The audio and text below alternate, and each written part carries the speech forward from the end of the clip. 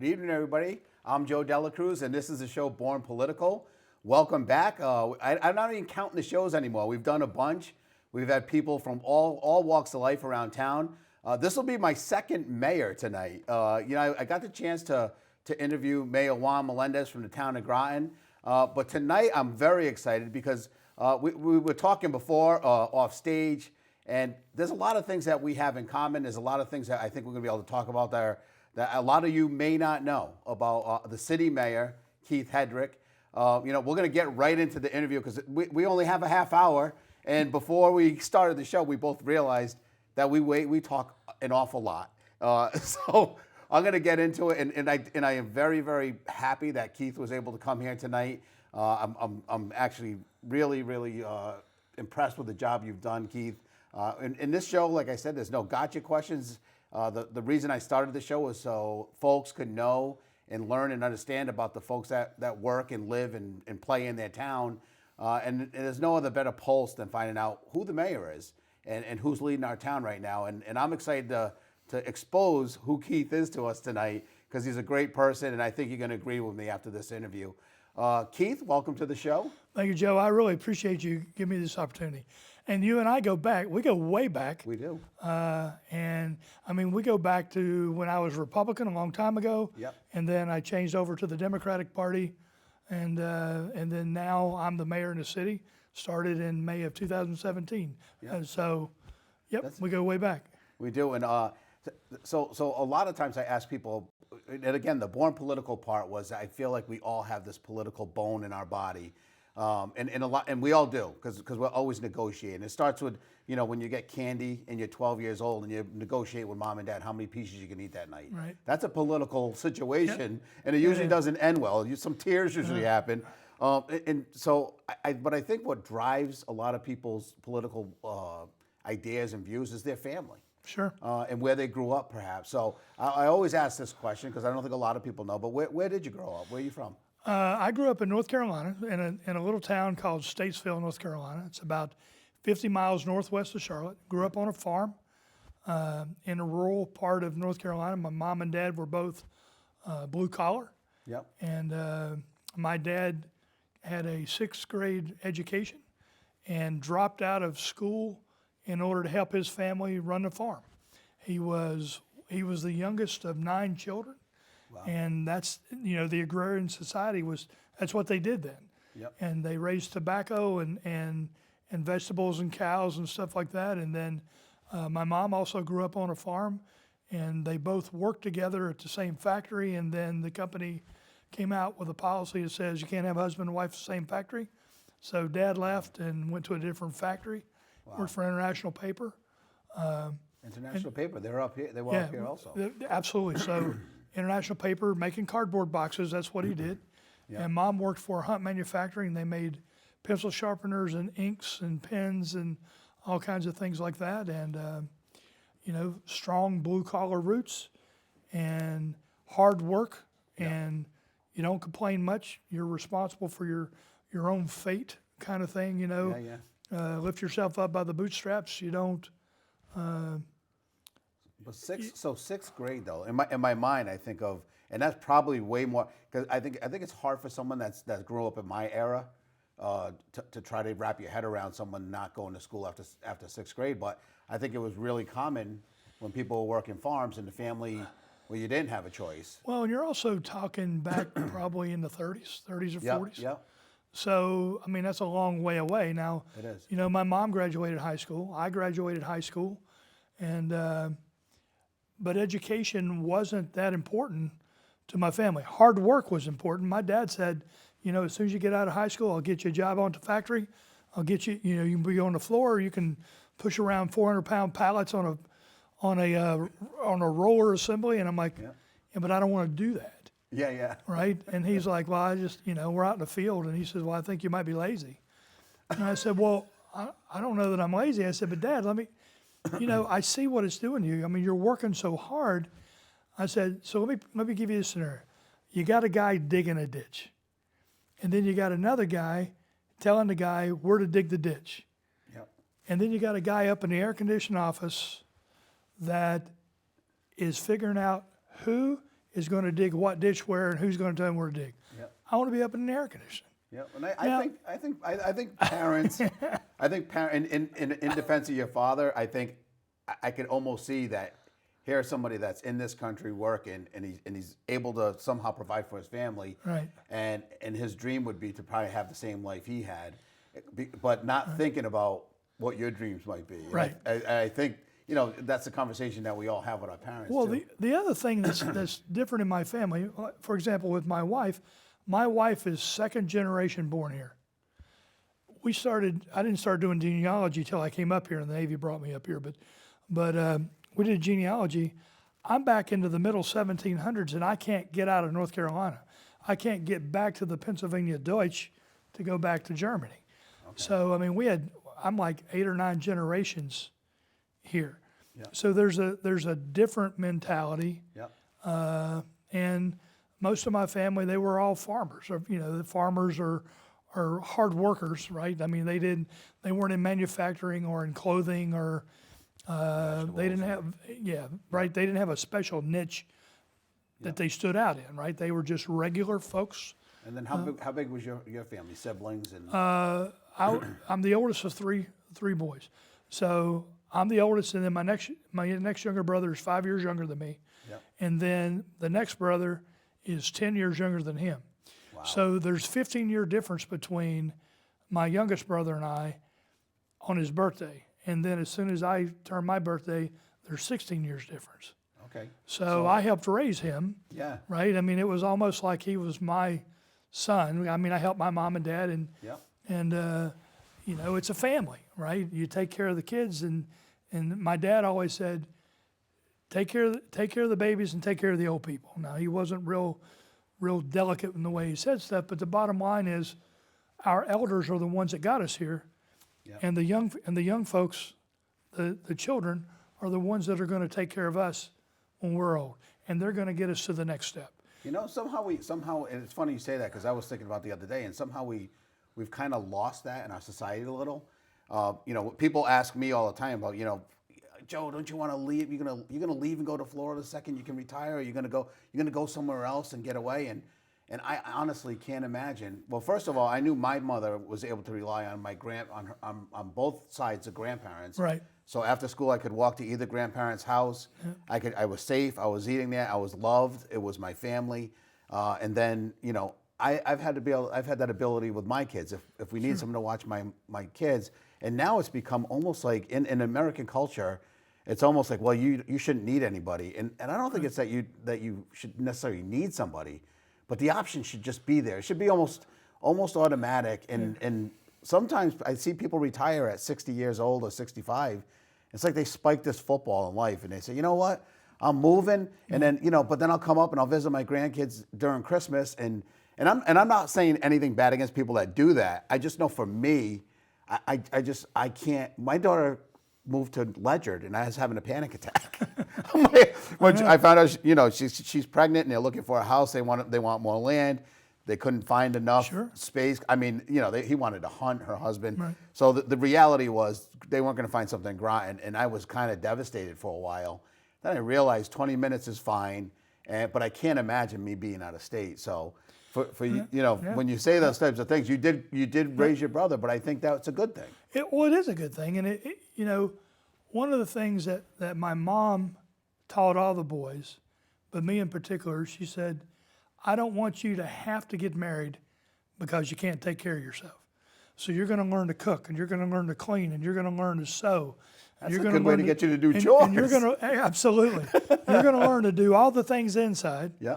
And then your dad's going to teach you all the things that you're going to do outside.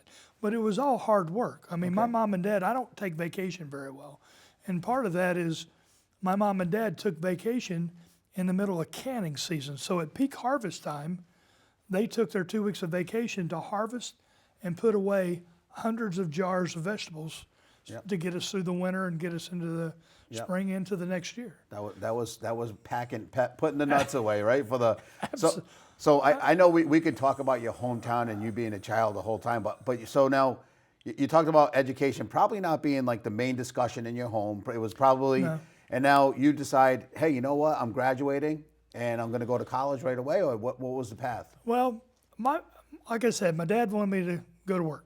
My mom wanted me to get an education, but they also knew they didn't have the money to send me to school. So Yep. you're on your own. You got to figure out how you're going to get there. Yep.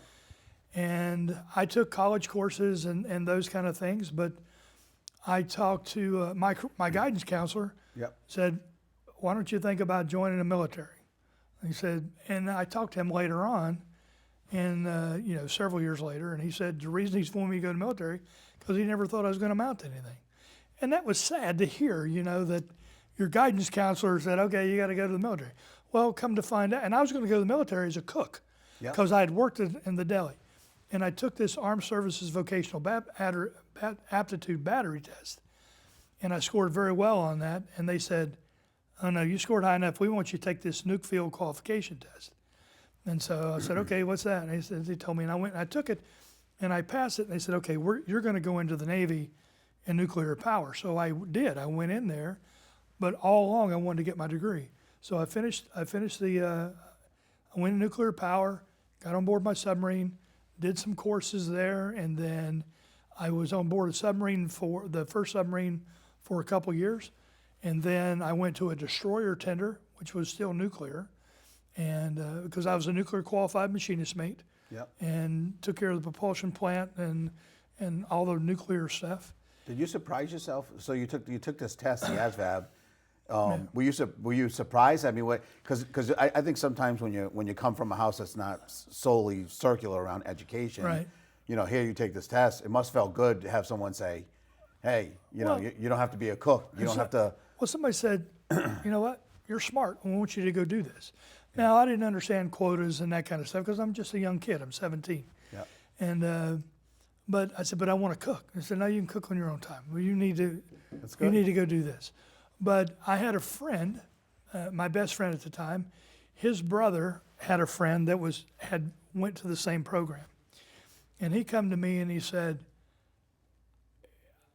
you're never going to make it. And I said, what do you mean? He said, I know Chris, and Chris is a friend of mine. He's the smartest kid I know, and he didn't make it through school, so you're not going to make it. So I went through a year, and every time that I started to struggle, I thought about the conversation I was going to have with this guy Yep. about, see, you didn't make it. You should have stayed on the farm. Yep. And so I ended up doing very well because I enjoy work. I don't mind studying. I work nose to the grindstone. You get the work done. And then once I got on board a submarine, it's all about what can you do. And that's what I excel in. My dad's like hard work. Mom's like hard work. So you qualify, you learn your position, you do everything you're supposed to do. And the Navy gave me a great opportunity to get ready to do other things. So my whole career, I did things that was going to advance my career, but I also did things that would advance me if I decided to get out. And how long did you stay in the Navy for? I was 23 years. 23. Oh, you know what? Thank you for your service. Being a veteran, Yeah. I think that most people, it's easy to say thank you for your service, and when you become a politician like I have been in the last 6 years, and you start going to all these events, and you realize that all the veterans that we think about are these gray beards, a lot of canes in the crowd, a lot of people struggling to get around. Sometimes they're older, they served our country well, and I always imagine how they paused their life for a moment in time to serve the country, and especially a lot of Vietnam era veterans that maybe that wasn't even their choice. Right. They were drafted, but the fact that they served. So I think that was one thing that I gained by being able to be around all these events. So thank you for your service. I don't want to get off track of the conversation, but it means a lot that you served. Well, here's one thing that most people don't know about me. I was enlisted for 12 and a half years. I made chief very early, and I was having some challenges and difficulty making senior chief. And when I came up here for sub school, I came up here to teach quality assurance in sub school. And so I was teaching quality assurance, and my warrant officer, my division officer, said, I think you should apply for this program called Limited Duty Officer. And it's a program where you do not need a degree in order to get a commission. So I applied for that program and was accepted to get a commission and received my commission when I was up here. Now, by the time I received the commission, I'd already finished my undergraduate degree in workforce education, and then I finished my MBA. And you did that, where'd you do that at? At UConn Avery Point. It was with Hartford Graduate Center, but if you look at my diploma, it says Rensselaer Polytechnic Institute. Okay. Because it was their program, and it was being hosted by the Hartford Graduate Center in affiliation with UConn Avery Point. So you did get up. I'm backing up just a little bit. So now, I know I love your wife. Beautiful, beautiful person, great person. So did you marry her while you're in the Navy, or Yeah. Well, and here's the other thing. People don't know I've been married twice. Yep. So I was married once when I was young, Yeah. 24 years old. In the Navy. In the Navy, Yeah. but my first wife and I ended up being in competition with each other instead of working together. Yeah. And it just didn't work out. Yeah. And I was gone a lot, and it wasn't the right thing. It's a tough lifestyle. It is. It's hard. And in the the Navy Navy. spouses, people don't give the families enough credit for what they have to deal with going away. I agree with that. Right? Because the husband's going away. He's at sea. And yeah, he misses you. He misses the family. And it just drives them crazy because they want to be with you, but they have a commitment and they have a responsibility. And they understand that, right? I had men that I served with that the way they kept in touch is they kept a picture of their kids and their wife in their pocket. Yeah. Took them to every day, took them to work with them, took them to, and people deal with that separation differently. Yeah. So I was divorced. I came up here and I said, do not get involved. Don't get in no relationships. Oh, that's what I think that's what everyone starts off saying in their head. None of that stuff, right? Get your degree. And then I found out I could get my master's. Get your master's, because I'm the first one in my family to have a degree, first one in my family to have a master's. And I did it for me because I wanted to do it. It's one of the reasons I joined. So I got that. And then I got the commissioning. And then I met my wife when I was doing a project for my undergrad. So I had developed, I reconstituted a program called Navy Spouse Information School. And it was targeted to the Navy spouse that was less than 1 year old. And I taught them the difference between an E1 and an O1 and why you can't park in a captain's spot. And that's obvious. Right, well, but not if you're brand new, not if you're That's true. Not if you're 18, 19, 20. I taught them where to go if they have problems, right? Where's their medical? Where's the dental? Taught them how to shop at the commissary, those kind of things, because they're new and they don't have family here, right? They're on their own. Yeah. And their husbands are at sea. So we actually had that program that targeted them and said, here's how you're going to survive until you get your own network set up. Taught them how to read a leave and earnings statement so that they knew how much money their husbands were really making. And that made some husbands mad. I had some people come to me and said, now my wife knows how much money we really have. And I'm like, you know what? That's you the way should have it been works. sharing it with her all along because she's paying the bills when you're not home. Absolutely. Right? They need to know those things, right? Right. Where the money is and how. And then I get my commission. I have my MBA. And I'm going to go off and I'm going to be a naval officer. But I had to figure out how to transition from being the best super technician to now leading men and women. Yep. And that was a big challenge. And I also come in and I said, okay, I just finished my MBA. I want to implement these things. Nope, we don't want your thoughts. You do it the Navy way, right? And here's the way you do it. Yep. And here's what the manual says, or here's what the instruction says. I mean, the one tender that I was on the Canopus down in Georgia, Kings Bay, Georgia. We had an instruction on how to write instructions. Yeah. Right? I mean, that's how anal the Navy is. And on that command, the CO had a certain color pen, the XO had a certain color pen, department heads had a certain color pen. I didn't know that. I'm a young guy. I've got a notepad. I grab a pen, and I'm taking notes, and I'm in front of my department head, and my department head said, give me your notepad. And I said, okay. He said, what's the XO doing writing in your notepad? I said, those are my notes, not the XO's notes. He said, XO is the only one that is allowed to write in green.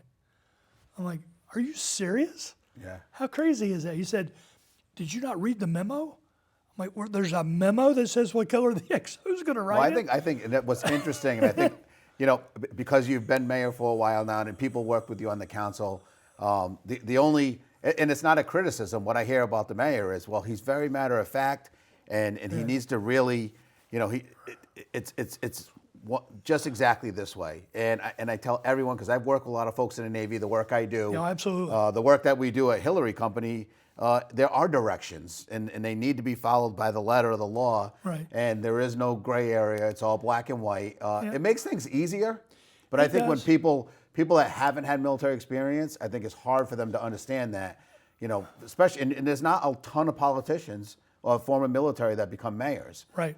So I think as a mayor, you say, well, this is easy. You fix it because the book says to fix it this way. And if you're going to fix something on a submarine and it tells you to home something in within a tolerance and you do it correctly, you're going to put that part in. It's going to work. Right. And that's I think that's what you bring to politics. I saw you bring it. It's not easy because there isn't. It's obviously life isn't machining and affordable housing isn't building apart. But you can use those kind of details and that kind of. You absolutely can. My military experience has been beneficial. I did 16 and a half years in private industry as a defense contractor, and I did quality assurance there. I also did security and safety. So I have a very broad background. And when I come in, we'd have some challenges. Say, well, have you ever thought about this? And they're like, how do you know that? I have experience in that. Yep. And they're like, okay, we'll try that. Some people are uncomfortable that I know things, right? Yeah. Because. And who did you work for privately? Was it one company for 16 years? Yeah, or? I worked for, it was EG&G, and Okay. then they were bought out by AECOM, and then they were bought out by URS, and then they were bought out by AECOM. AECOM's doing a pretty big project in Garden City right now, right? AECOM is doing a very big project. Now, that's a whole different branch. That's the construction group, right? Yeah, yeah. We did submarine work. Yep. So we go, when I go to a business meeting, everybody's like, okay, let's talk about your product lines. And I'm talking about submarines. And they're like, you don't build anything? Nope. We just make sure submarines work. Yeah, yep. And they're like, really? I'm like, yep, that's what we do. Making them work's a big part, right? You want to know what my profit margin is? It's higher than yours. And so, that's the kind of thing. But people, sometimes my directness and my bluntness put people off, right? Because my wife says, people don't care what you say, they don't care what you do, they care about how do you make them feel, right? And that's what career politicians do. Yeah. That's what polished people do, right? Yeah. They're like, oh, you like gray jackets? I like gray jackets. I got a gray jacket just like that. Yeah. And you feel great, but they don't say anything, Yeah. right? You can listen to them talk for 10 minutes and you're like, what do you say? Yeah. And you can listen to me talk and you know what I've said, but you may not like it. And I think that's probably a frustrating part. So I kind of brought that to Hartford in a certain way, because being a construction worker, you go into work in the morning, because I was not much of an office guy, and if you got to put up 100 feet of duct and the guy next to you is putting it right next to you in the same line, and he only did 75, you feel like, okay, I did that. I'm a little more accomplished, and the instant satisfaction you get from doing something and watching something work. And then getting into politics and understanding that, you serve a community that also has a council that has all these different opinions. And when people try to say, you just need to turn it into a business and it should be run like a business, it is a people business. And people business is the most difficult business to be involved in. That's why I can see where people would say, oh yeah, he's too blunt, but I see the transition you made, and I'm very happy. When I see how that you've actually worked with community members, knowing on the inside what the Navy guy wants to say, because the Navy guy wants to say, no, why don't we just do this and just make it happen? I've seen the compromise that happens within yourself, but that's how you learn and you grow, and I think you've done a great job at it. Well, and the thing is, this job would be easy if it wasn't for people. Yeah. Right. I mean, but this is maybe I'll stick into politics. But it's all people, right? Get rid of it's and you never know, as the mayor, you never know who's going to walk through your door and say, I have a problem, now it's yours. Yeah. And the problem could be, my next door neighbor has rats, or my next door neighbor left their garbage can and it blew into my yard, or it could be something about what are we doing with economic development. And economic development's hard because you try to put things out. But one of the things we're seeing locally is that that it appears that some people just don't want economic development. And That's hard because we need economic development, but we've gotten used to Electric Boat and Pfizer providing the lion's share of the tax base. And so therefore it's like, nope, we don't want economic development. Nope, not in my backyard. Nope, not there. And it's a challenge because you're trying to do the right thing, because I'm looking at the vision and where can we go? Where can we move the city in the next 3 to 5 to 10 years? Well, when I was on the council, just to jump on that, I really felt like we had a study done, as Bob Frank, myself, and Moravzik. We really felt like we wanted to get to the bottom of why aren't we benefiting from these humongously large employers? Why does it seem like we don't have, we just couldn't, the numbers weren't adding up. Right. And the study we did was, basically went to EB, they did a poll, and we found out, surprisingly, that only 2 out of 10 people lived in Groton. Yeah. And I think that we weren't looking, and the region wasn't looking as EB as this regional resource. Right. And when we changed that, in my mind, in the end, I said, you know what, we really have to change gears here, because we have to ride this wave, because it is a wave now. We're building a lot of submarines now, but our grandkids might not experience the wave that we're having, so we have to diversify. And to get to the point of, I know which building you're talking about, because the 5 corners to me, they seem like no-brainers. I say, if you have the money to build something that you want, make sure the return on investment works. Yeah. Otherwise, it's going to go out of business. And I think when these contractors come in, they go, well, this is too many apartments, or it's too tall, or too this, or too that. Well, that means nothing's going to ever get built, because no matter who the developer is, the money and the dollars have to make sense. Right. And that's the bottom. Well, I only have 2 minutes left. Okay. So I'm going to let you. All right, well, let me be quick on this, Yeah, because the thing about it is, people say, why are you bringing an outsider in? Because there are nobody in Groton that wants to do this. There's not a lot of people in. No. Not developers. I would love to have, right. Yep. And people say, well, I don't want this. I don't want it in my yard, but you can put it over in his yard. And everybody, why does he want to build there? Why can't he build there? He doesn't own there. He owns here. Yeah, and I think that's what most people don't understand is what's frustrating too, being in politics, is something's voted on, they decide they're going to put something somewhere, and then you see newspaper articles written for the next 3 years about where else it should go, and that's not how politics works. We are already to the end of the show, and I told you, Mayor, we got to do this again. We will. I promise you, we will do it again, because we didn't even get half of what we wanted to say through. What I hope for, and the goal of my show, Born Political, it was started for a reason. And the reason was to get to know the people that are around our town. I think we've been doing a great job of it. I know Bruce Flax, and I'll tell the story here on camera tonight, because after his interview, I had somebody that wasn't a huge fan of his, and most of it was driven by the R that was in front of his name. After watching the interview, they were like, "That is a really neat guy. He's a great family man," and I feel like I think I like him. And that's how it really is. And truthfully, if you got to know the mayor like I have, you guys understand my relationship has always been very respectful, and I've come to really like him because I know who he is. And I think when I haven't interviewed a person yet that someone says, "Oh, you know what? I didn't like him," because that's not how it is. We all have our thoughts in life.